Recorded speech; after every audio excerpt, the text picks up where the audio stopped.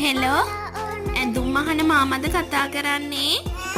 අනේ මාමේ අපේ බබාට මේ ඇඳුමක් මහගන්න ඕනේ. බබාව එක්කන් දැම්මෙන්නද? සරමකුයි ෂර්ට් එකකුයි. ඔයාට මල්ලි වර ෂර්ට් එකකුත් නෑනේ. ඔයාට මේ ඇඳුමක් මහන්න දෙන්න යන් ඇඳුම් මහන මාමා ගාවට.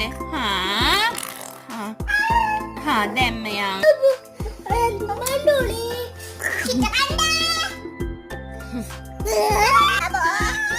මෙෂර්මන්ට් ගන්නකො මේ මාමේ. මෙෂර්මන්ට් ගන්නකො මාමේ.